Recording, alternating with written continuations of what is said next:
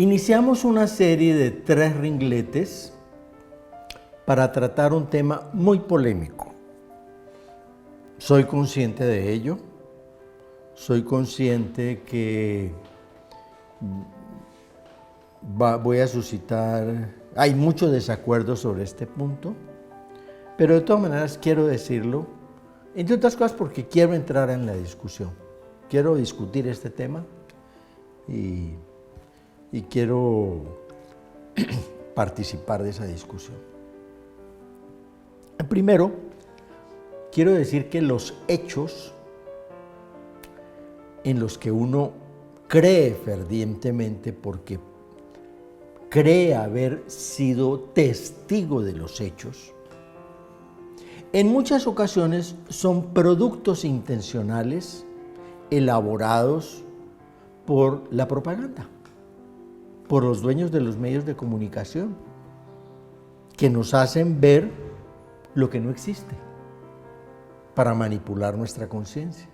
Eso es normal, eso sucede con más frecuencia de la que quisiéramos que sucediera. A propósito, sobre esto hay una berlina en donde tratamos el tema de la ventana de Overton. Algún día, si hay interés en esto, lo trataremos por acá.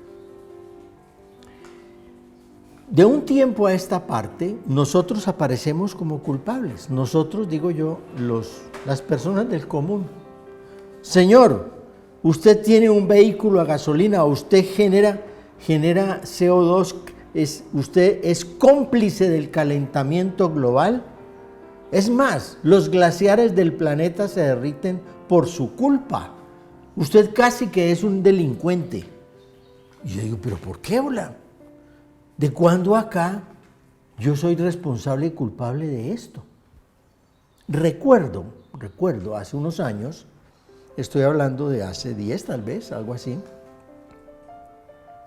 se nos dijo que por estar usando nosotros aerosoles como desodorante o como elementos digamos, habituales, estábamos destruyendo la capa de ozono, una capa que protege el planeta y permite que nuestra vida prospere, y que eso va a acabar con la vida en el planeta porque la capa de ozono se está destruyendo a una velocidad espeluznante, y usted, señor ciudadano, es el responsable de eso. Y mire, y toman fotos, nos traen fotos satelitales de Google y todo, y uno ve eso y uno dice, hola, realmente yo soy el culpable de eso, voy a dejar de usar esto y lo demás allá. Y de un tiempo a esta parte, ¡pum!, desapareció eso. ¿Quién ha vuelto a escuchar sobre la capa de ozono? Nadie. Ya eso salió ya no pegó, pues se fue, ya se acabó. Y es que se acabó la capa, se selló la capa de ozono. No. Esa campaña fue inducida. Y cuando ya dejó de consumirse el artículo que la competencia necesitaba que no se consumiera, entonces se acabó el problema. El problema no era la capa de ozono. El problema eran los que necesitaban sacar de la competencia a los que estaban trabajando con estos aerosoles. Y entonces uno se dice, ¿y con el calentamiento global no era la misma operación? Ahora, si a mí me preguntan, hola, pero en medio de todo, independientemente de que esto sea un problema ya entre corporaciones y compañías multinacionales, ¿a usted no le parece que esos aerosoles los deberíamos limitar? Yo digo, claro que los deberíamos limitar, pues naturalmente, pero no con la amenaza, pues, de que yo soy el culpable de la capa de ozono y del calentamiento global, etcétera, y que por eso es que lo vamos a suprimir. No, hay muchos argumentos muy buenos y mejores que me permitan a mí controlar este tipo de consumo. Pues bien, ¿qué dice el presidente de la Academia de Ciencias de Estados Unidos, el señor Frederick Seitza? En una declaración firmada por 15,000 científicos, óigase bien, 15,000, dice: no existen ninguna pruebas científicas convincentes acerca de que las emisiones antropogénicas, o sea, las nuestras, de gas carbónico, metano o de otros gases de efecto invernadero ocasionan o puedan en un futuro cercano conducir a un calentamiento catastrófico de la atmósfera de la Tierra y a la destrucción de su clima. ¿Quién lo dice? El presidente de la Academia de Ciencias de los Estados Unidos con 15,000 firmas de científicos. Dice, esto es puro cuento. Pero el grupo de la ONU de expertos interestatales dice, la influencia humana, o sea, antropogénica, de la que hablaba anteriormente, fue la principal causa del calentamiento observado a mediados del siglo XX. Entonces yo digo, un momentico, aquí sí no entiendo. Unos dicen una cosa, muy autorizados, y otros dicen lo contrario, muy autorizados. Entonces, ¿a quién le vamos a creer? Y más uno que está educado en la academia, le dicen, estos académicos dicen que no, y estos otros académicos de la ONU dicen que sí. Claro que la Academia de Ciencias es una cosa y la ONU es otra, ¿no? Esta es una academia de científicos y esta es una academia de políticos. Entonces uno empieza a decir, los científicos dicen que no y los políticos dicen que sí. Bueno, parece que hay un hecho objetivo inobjetable. El clima cambia. Quiero decir que en español tenemos un problema. Cuando uno dice clima, ¿usted a qué se refiere? No, yo estoy hablando del clima global de la Tierra. Ya. Pero usted me podría decir, no, el clima de hoy. Entonces uno dice, tiene que explicarle, porque cuando uno habla de clima, esa palabra quiere decir el clima global de todo el planeta o el clima de hoy, 19 de enero, que está haciendo calor. El clima está muy caliente. En otros idiomas hay dos palabras, uno para el clima de la Tierra y otro para el clima diario. Nosotros vamos a hablar de clima para la Tierra y el clima diario lo vamos a llamar el tiempo de hoy o el clima de hoy para distinguir eso. Bien, pues efectivamente el clima del planeta cambia, sí, sin duda cambia. Desde el siglo XX la temperatura media del aire ha aumentado en el planeta 3/4 de grado, 0,75 grados. Pero hay épocas en la historia de la Tierra, y más de una, en donde el clima ha subido 10 grados y ha bajado 10 grados. Ha subido 10 grados, ha bajado 10 grados, ha subido 10 grados y ha bajado 10 grados. Y aquí estamos hablando de 0,75 grados. Entonces, el clima de la Tierra en los periodos grandes de milenios, centenios, etcétera, sí, ha subido y bajado de 10 grados. Y aquí en 100 años, 50, 80 años, ha aumentado 0,75. Así que no me venga a espantar con eso todavía. Porque incluso la vida ha tolerado el cambio de 10 grados perfectamente en el planeta. Es más, hubo un periodo de 300 años en que los meridianos cercanos al polo, en Noruega, por ejemplo, allá se sembraba trigo. En Noruega, al norte, se sembraba trigo. En Escocia se cosechaba uva. Y en Groenlandia también había una colonia en Noruega que vivía allá. Hacía frío, sí, claro, pero no esas capas de kilómetros de nieve o de hielo que suceden o que nos las han mostrado. No, allá había un clima relativamente cálido. En el siglo XV hubo un pequeño periodo glacial. Siglo XV, estamos hablando del siglo de la colonia en América, donde a las calles de París llegaban los lobos de Boloña huyendo del frío y se iban a hospedar a París. Es decir, el cambio de clima lo hubo, lo hay y lo habrá. Y nadie lo niega. Nadie lo niega, es cierto. La pregunta es, ¿qué tan responsable es la actividad humana de ese cambio de clima? Los científicos dicen, por lo menos estos que cité ahora, que el calentamiento global es un mito, es un invento. El director del Instituto de Geografía de la Academia Rusa de Ciencias dice, en realidad, dice él, el protocolo de Kioto y todo el problema del calentamiento global no está fundamentado científicamente. Coincide con los gringos. Las pruebas de que el calentamiento continuará no existen. En este asunto está mezclada demasiada política, mucho dinero y por sí misma la influencia de los gases de invernadero en el clima es mínima. Eso lo dice este señor, es un académico.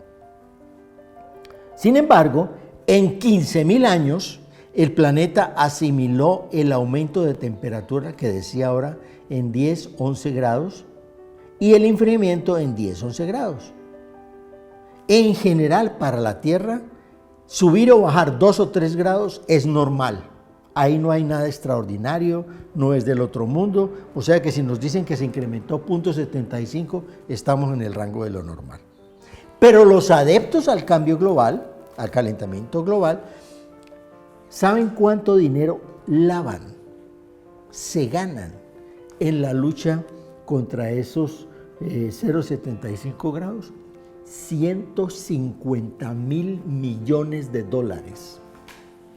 Eso es lo que vale la lucha por ese 1.5 o 0.75 grados de incremento de temperatura. Y más tarde explicaremos cómo es que eso funciona. En general, el planeta Tierra es un planeta balanceado.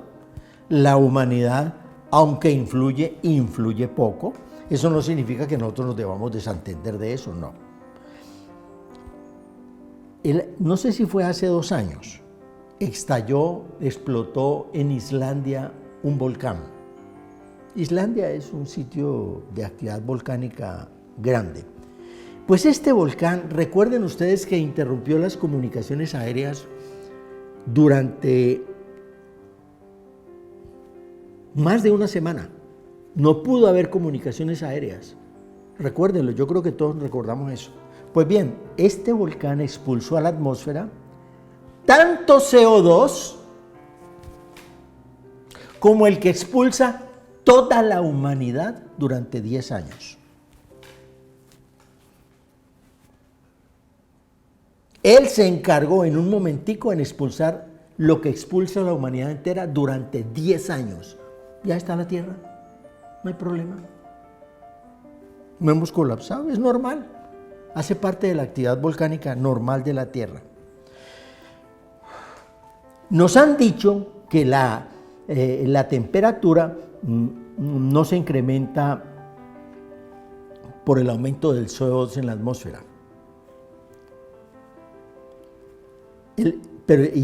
Mejor dicho, está comprobado que el CO2 se incrementa porque se eleva la temperatura. En la Antártida, por ejemplo, se mide el contenido de CO2 haciendo perforaciones. Entonces, en la medida que se hacen perforaciones, se investigan en las pequeñas bolsas de aire que hay allí y se ve que, voy a explicar lo que se ve. Cambió la temperatura, se puede medir en las bolsas, y después de 500 años, solamente después de 500 años, cambió la concentración de CO2 en la atmósfera. Y los científicos se preguntan, ¿y por qué durante 500 años? ¿Por qué se demora tanto?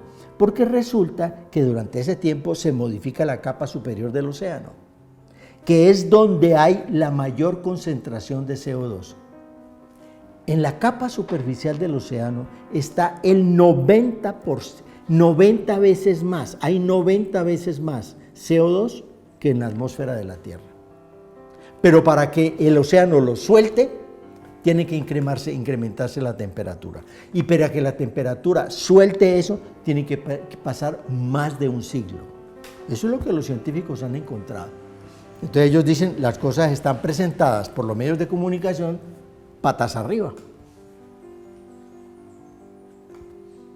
Nos dicen, la teoría climática del calentamiento del océano es catastrófica porque nos dice que el calentamiento del océano derrite los glaciales.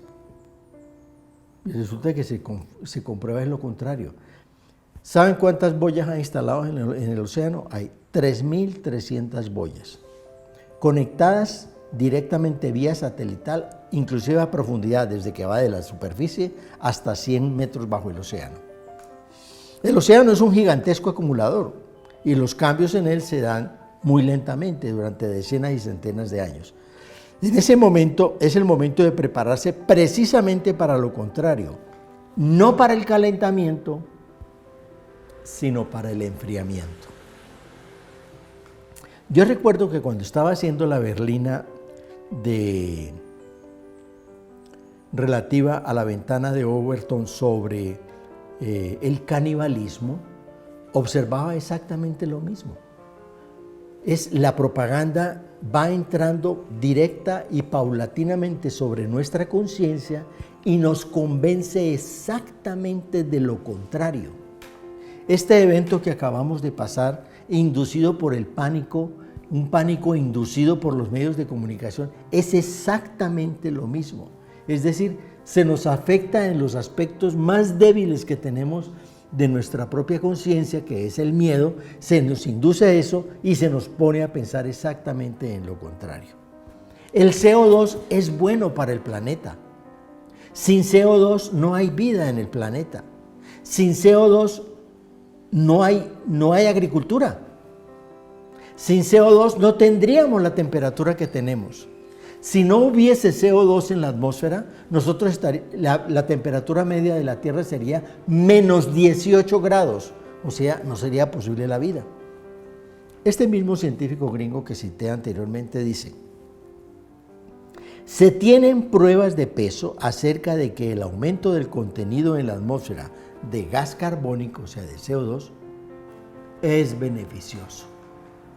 Y a nosotros se nos convence y se nos culpa por producir CO2 y por el aumento que se está generando en la atmósfera. El efecto invernadero es un proceso en el que la radiación térmica emitida se devuelve, crea una especie de horno, y en ese horno se eleva la temperatura, allí podemos vivir, allí podemos cultivar y podemos hacer toda la civilización se puede desarrollar allí. Es necesario el CO2. Sin ese efecto invernadero no sería posible la vida en la Tierra.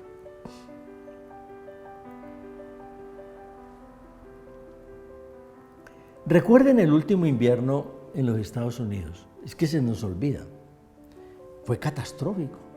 Nos mostraron las cataratas del Niágara congeladas. Los caimanes en la costa oriental de Estados Unidos se congelaron. Las iguanas se congelaron. El invierno del 2018 llegó hasta menos 40 grados. El invierno. Venecia se congeló, Niágara se congeló, Londres se congeló.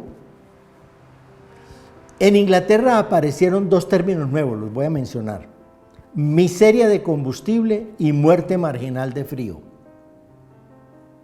¿Qué es miseria de combustible? El 24% de las amas de casa en Inglaterra se clasificaron en miseria de combustible porque no podían calentarse y corrían el riesgo de morir. Y la muerte por marginal de frío acreditó 25.000 muertes por frío, acreditadas. Pero los expertos dicen que no fueron 25.000, sino 40.000 por frío, no por calentamiento. Pocas veces sucede que las academias de ciencias rusas y americanas se pongan de acuerdo. Pues se pusieron de acuerdo. Certificaron ambas que no hay base científica para diagnosticar la naturaleza antropogénica del calentamiento global. Lo certificaron. Entonces uno se pregunta, ¿entonces a quién le conviene todo este mantra de la malvada humanidad responsable de que el planeta se está calentando y se está encendiendo? Nos dicen, sígale la pista al dinero. Y más tarde yo les voy a explicar de dónde viene esto en el segundo ringlete. Bien, ¿qué hay detrás de todo esto? ¿Qué es lo que se siente? En los años 90, la lógica de nuestro sistema en la que todo es negocio empezó a mostrar la posibilidad de convertir en mercancía la venta de derechos de contaminación ambiental por CO2. Recuerden ustedes, esto sí lo conocemos, lo hemos oído todos. Resulta que nadie le ha puesto mercado al aire, al agua sí. De hecho, todos estamos pagando por el agua y cada día se encarece más, se nos amenaza con que se va a acabar y por eso se vuelve más cara, etc. Pues bien, hemos entrado al mercado del aire. En 1997, 150 países firmaron el Protocolo de Kioto, complementario de una convención de la ONU sobre el cambio climático. Esta convención fue en 1992. Digo, los Estados Unidos no firmaron ese protocolo. En el 2005, las partes del protocolo afirmaron que estos mecanismos del mercado de cuotas era necesario extenderlo y lo llevaron a plataformas financieras, es decir, a mercadear en las bolsas. En el primer año del mercado de estos mecanismos de mercado de cuotas, en el primer año de mercado fueron vendidas cuotas por 7.2 mil millones de dólares. 7.000 millones de dólares. Los compradores, ¿quiénes fueron? Fueron las compañías, las grandes empresas y los estados que superaron las cuotas de contaminación, por supuesto. Los expertos estimaron este mercado en el 2020, para este año, como uno de los mayores mercados en el mundo, que alcanza hoy 2 trillones de dólares. Están comprando y vendiendo aire, 2 trillones de dólares. A la par con el comercio del aire, en este asunto hay otra receta, que son los pagos por carbono.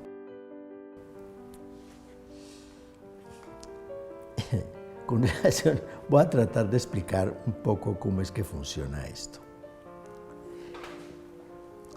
A futuro, y ese futuro está cercano, todos aquellos artículos en cuya producción se emita CO2, por ejemplo, este es un jugo, si en la producción de este jugo se emite CO2, cuando yo lo vaya a comprar, voy a comprar el jugo, pero además tengo que pagar una cuota de CO2, la cuota correspondiente a las emisiones que se generaron por producir este artículo. Significa que en mi tarjeta de crédito, yo tengo una tarjeta de crédito para pagar el jugo y una tarjeta para pagar el CO2 que se emitió a la hora de producir este artículo.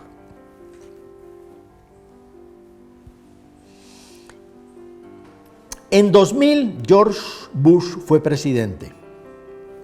El segundo candidato fue el vicepresidente en funciones de Clinton, que era Albert Gore. Este señor lanzó un documental de 1 hora y media. La verdad incómoda se llamó ese documental. Inmediatamente lo respaldó todo el mundo. Eso, la prensa salió con unas promociones extraordinarias, llevaron a este señor, lo elevaron hasta la estratosfera. Por solo las presentaciones que él hacía, ganó 20 millones de dólares. En el 2007 se lo premió con 2 Óscares y en octubre de ese mismo año se le otorgó el Premio Nobel de la Paz. En menos de año y medio, este señor Gore, gracias a la organización impulsada, por supuesto desde arriba, se convirtió en una superestrella mundial principal en la lucha contra el calentamiento global. Él montó su espectáculo y le funcionó. Entró en la lista de los socios del magnate californiano que en 2 años se convirtió en el primer billonario verde, porque las inversiones en los fondos de energías alternativas recibieron apoyo gubernamental en las que él estaba. Resulta que en el 2009, 2 años después, estalló lo que se denominó el Climate Gate. De ese sí no nos acordamos, curiosamente. Nos acordamos de Gore, de La Verdad Incómoda, pero del Climate Gate no nos acordamos. ¿Y qué era el Climate Gate? Ponle cuidado. Los hackers colocaron en la red la correspondencia oculta que demostraba que los datos climáticos estaban falsificados. Debido a este escándalo, el Acuerdo de Copenhague, respaldado por los verdes, no se suscribió porque estábamos en medio de un escándalo, sino que dijeron, vamos a esperar que se baje la marea, que de esto no se hable más, y más bien nos encontramos en París, y en París firmamos el protocolo siguiente. Sin embargo, los métodos para amañar los datos y la información no cambiaron. Voluntarios americanos verificaron los termómetros en Estados Unidos y resultó que el 90% de los termómetros que certificaban este cambio climático estaban ubicados en lugares donde había emisiones y fuentes de calor. O sea, no servían. En Rusia, por ejemplo, de 400 estaciones meteorológicas, solo estaban conectadas a las redes globales 12. Y todas las 12 estaban ubicadas o en las grandes ciudades o en los aeropuertos. Es decir, en sitios donde la temperatura de suyo es superior a la media. Se falsean los datos de las temperaturas. La información que nos muestran por vía web es que los hielos se están derritiendo. Pues claro, en verano se tienen que derretir. Con estos calores tan grandes, pues las cosas se derriten, estamos en verano. Pero además lo amañan. Federico Singer, que es del Servicio Meteorológico de Estados Unidos, dijo, la hipótesis acerca del cambio del clima es resultado de la actividad humana, está fundamentada en datos falsificados, dice Federico Singer, directivo del Servicio Meteorológico de los Estados Unidos. Dice, los datos son falsos. John Bate, un directivo científico de la Oficina Nacional de Investigaciones Oceánicas y Atmosféricas, declaró que su contador, o sea, la persona responsable de los datos, intencionalmente modificaba los cálculos, aumentando la influencia antropogénica en el calentamiento global, con el fin de influir en el protocolo de París, en el Acuerdo de París. ¿Y saben qué dijo la ministra del Medio Ambiente, Christina Stewart? Ministra, esta sí no es funcionaria ni es académica. Dijo, ¿y qué? Que los datos científicos sobre los que nos fundamentamos de comienzo al final sea pura ficción, no nos importa si eso beneficia el movimiento ecológico. Claro, ella es política. Cínicamente lo reconoce y dice, ¿y qué nos importa que sean falsos si eso beneficia a los ecologistas? Pues quiero decirle, mis estimados amigos, que eso del voy a decir una palabra nueva, calentamientismo, es hoy una religión. La negación del calentamiento global, o sea, yo, por ejemplo, que estoy negando eso, puedo convertirme en infractor legal en un delito contra la humanidad. Si usted se convierte en anticalentacionismo, entonces usted es un infractor, es un infractor legal y está cometiendo un delito contra la humanidad.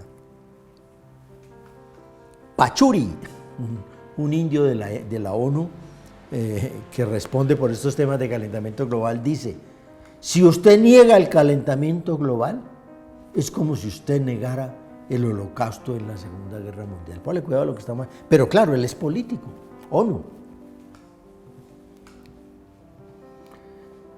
¿Qué dice Trump? Trump dice, el calentamiento antropogénico es una mistificación inventada por las élites para hacer dinero. Mire quién lo dice. Claro, él está metido en toda esta controversia también, porque él necesita industria, los otros necesitan esa especulación y dinero. En el programa de lucha contra el calentamiento global se gasta anualmente 150.000 millones de dólares. ¿Dónde van a parar estos recursos? A funcionarios, pseudocientíficos, periodistas, intermediarios, lobistas y por supuesto a los políticos que utilizan el calentamiento global como garrote para contener el crecimiento económico de los países en vías de desarrollo. Pero esta es solo parte de la historia, porque hay más. Piensa por ti mismo, colócate en el lugar del otro y sé consecuente.